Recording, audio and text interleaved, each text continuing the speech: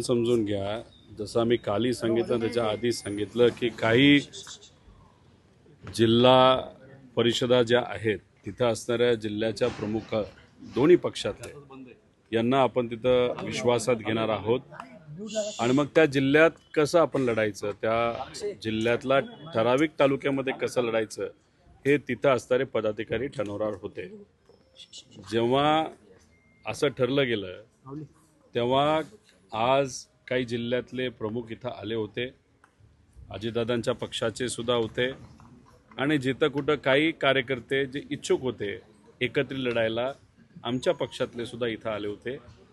आणि मग जेव्हा आपल्या पक्षातले कार्यकर्ते इथं आले असतील तर एक त्यांचा सहयोगी कार्यकर्ता म्हणून इथं येणं, त्यांच्या चर्चेत सहभाग घेणं ही माझी सुद्धा जबाबदारी त्या ठिकाणी होती.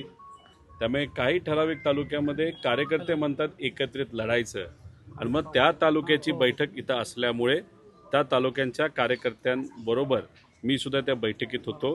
त्यामुळे काही तालुक्यांमध्ये आम्ही एकत्रित लढणार आहोत कारण का तिथल्या उमेदवारांची इच्छा आहे, कार्यकर्त्यांची इच्छा आहे आणि काही तालुक्यांमध्ये आम्ही वेगवेगळं सुद्धा त्या ठिकाणी लढू शकतो. झाली हे तर तुम्हाला त्या ठिकाणी आम्ही सांगितलेलं आहे आणि चिन्हसुद्धा तिथले उमेदवार जे दोन्ही पक्षातले आहे एकत्रित बसून ठरवतील ते उद्या नाही तर परवा आपल्या सर्वांसमोर येईल. विषय आज त्या बाबतीतली चर्चा नव्हती.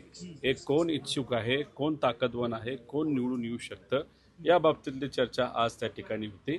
चिन्हाच्या बाबतीत अजून 2-3 दिवस आहेत, त्यामुळे पुढच्या म्हणजे उद्या संध्याकाळपर्यंत तो निर्णय त्या ठिकाणी